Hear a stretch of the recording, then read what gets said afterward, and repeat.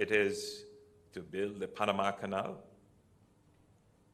whether it is the reconstruction of Europe or the building out of cities in the United States, or the migration into Cayman, Antigua, Barbados, Trinidad.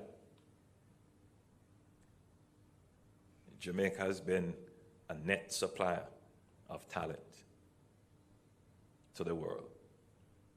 Obviously, it is the case to the point where a potential president of the United States, the vice president who ran, had Jamaican heritage strong. Her father, a Jamaican.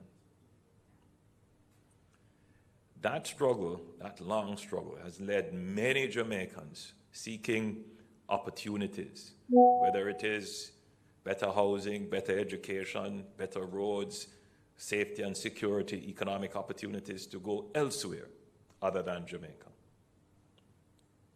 And now we are all over the world, in almost every country.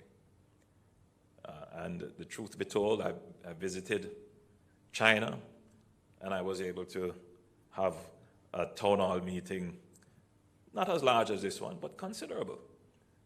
I went to South Korea, I was able to have a meeting. I was in Belgium, all over Europe.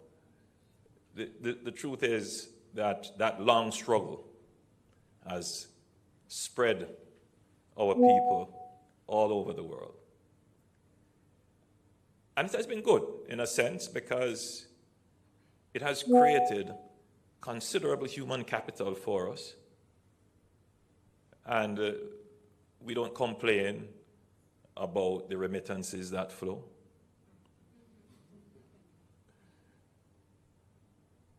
Though I do often reflect on how productive the talent we have exported is in the countries that they have found residence, and how they have contributed to the GDP of those countries. And you do wonder, what have we lost?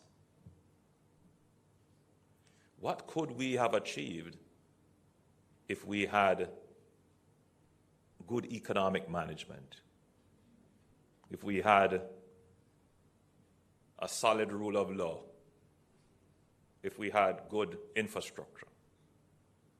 What could we have achieved? So I go back to my original statement. We are all proud to be Jamaicans because with all the adversities, we have achieved quite a bit. But we could have achieved so much more. It is time that we have a net influx of people into Jamaica. It is time that our Jamaicans feel that they can flourish and grow in Jamaica. Our unemployment rate is at 3.2%. That's practically full employment. Practically. So labor is now a constraint on growth.